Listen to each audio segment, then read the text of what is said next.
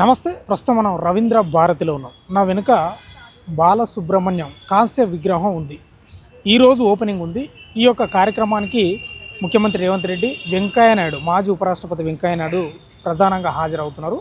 అయితే ఈ మధ్యకాలంలో చూస్తున్నాం, గత ఒక 10-15 రోజుల క్రితం నుంచి కూడా, నిన్న కూడా జరిగింది ఇష్యూ. అంటే ఏంది ప్రధానంగా అంటే బాలసుబ్రహ్మణ్య విగ్రహం రవీంద్ర భారతిలో పెట్టాల్సిన అవసరం లేదు అనేది ప్రధానంగా తెలంగాణ వాదులు, తెలంగాణ ఉద్యమకారులు కూడా చాలామంది వ్యతిరేకిస్తున్నారు. చాలా మటుకు ధర్నాలు చేసిండ్రు, వ్యతిరేకించిండ్రు, కొంత గొడవ పరిస్థితులు కూడా జరిగినాయి.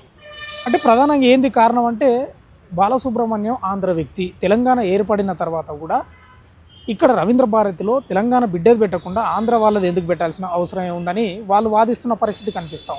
ఇంకో వాదన ఏంటంటే, ప్రధానంగా జే తెలంగాణ ఏదైతే గీతం ఉందో ఆ గీతం గతంలో పాడు అని చెప్తే దానిలో కొన్ని లైన్లు తీసేస్తేనే నేను పాడతా అని చెప్పిండు అనేది కొంతమంది తెలంగాణ ఉద్యమకారులకు సంబంధించిన కొంతమంది చెప్పిన పరిస్థితి కూడా మన వీడియోలలో చూస్తే కనిపిస్తుంది. అంటే వాస్తవంగా కూడా ఆంధ్రప్రదేశ్లో ముఖ్యమంత్రి చంద్రబాబు నాయుడు తెలంగాణకు సంబంధించిన వాళ్ళ యొక్క విగ్రహాలు పెడుతున్నాడు. అసలు ఎందుకు ఆంధ్ర వాళ్ళ విగ్రహాలు ఎందుకు తెలంగాణలో పెట్టాలనేది ప్రధానంగా వాళ్ళు చాలా గొడవ చేస్తున్న పరిస్థితి, వాదిస్తున్న పరిస్థితి. అసలు తెలంగాణ తెచ్చుకున్నది ఎందుకు, తెలంగాణ ఏర్పడ్డది ఎందుకు, విభజన జరిగింది ఎందుకు, వాళ్ళ విగ్రహాలు పెట్టుకోవడానికి, వాళ్ళని పూజించడానికి కాదు కదా, మన వాళ్ళని కదా పూజించేది.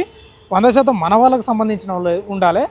అదేవిధంగా ఈ మన తెలంగాణకు సంబంధించిన గేయాన్ని కొన్ని పదాలు తీసేస్తేనే, కొన్ని వర్డ్స్ తీసేస్తే నేను పాడుతున్న వ్యక్తిని వీడియో పెట్టడం ఏందనేది చాలామంది ఉద్యమకారులు, తెలంగాణకు సంబంధించిన వాళ్ళు వాదిస్తున్న పరిస్థితి కనిపిస్తూ ఉంది.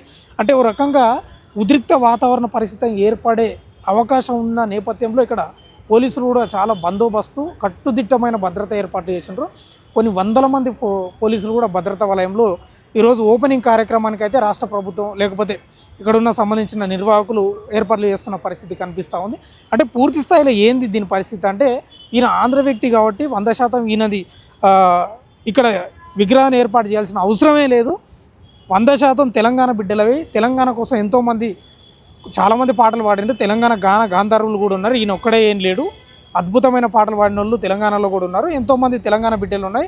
అవసరమైతే వాళ్ళ విగ్రహాలు పెట్టండి, కానీ ఇంకా తెలంగాణ వచ్చిన తర్వాత కూడా ఆంధ్ర విగ్రహాలు పెట్టడం ఏంటనేది ప్రధానంగా వాళ్ళు ప్రశ్నిస్తున్నారు. ఈ మధ్యకాలంలో మనం కూడా చూడొచ్చు, శుభలేఖ సుధాకర్కు, తర్వాత పృథ్వీరాజు తెలంగాణ క్రాంతిదళ అధ్యక్షుడు, ఆయనకు చాలామందికి ఇట్లా గొడవలు జరిగిన పరిస్థితి కూడా మనకు కనిపించింది.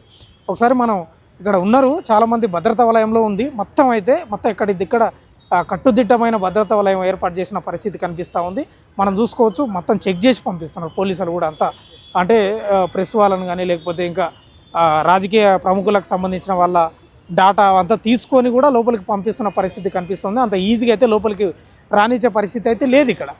ఇక్కడనే మనం చూడవచ్చు, ఈ విగ్రహం ఎర్ర గుడ్డ కప్పుకొని ఉంది. ఇదే విగ్రహాన్ని ఏర్పాటు చేయడానికి ముఖ్యమంత్రి రేవంత్ రెడ్డి, మాజీ ఉపరాష్ట్రపతి వెంకయ్య నాయుడు గారు వచ్చే అవకాశాలు ఉన్న నేపథ్యంలో చాలా కట్టుదిట్టమైన భద్రత ఏర్పాట్లు చేసింది. ఎందుకంటే వాళ్ళకు కూడా నిఘా సమాచారం ఉందంట, ఏమైనా అల్లర్లు జరిగే అవకాశం ఉంది, కొంచెం ఇబ్బంది అయ్యే పరిస్థితి ఉంది. కాబట్టి ఎందుకు ఉద్రిక్త పరిస్థితులు రేగకుండా సజావుగా జరగాలనేది వాళ్ళు చెప్తున్న పరిస్థితి కనిపిస్తుంది. ఏదేమైనా బాలసుబ్రహ్మణ్య విగ్రహాన్ని పూర్తి స్థాయిలో వ్యతిరేకిస్తున్న పరిస్థితి కనిపిస్తూ ఉంది.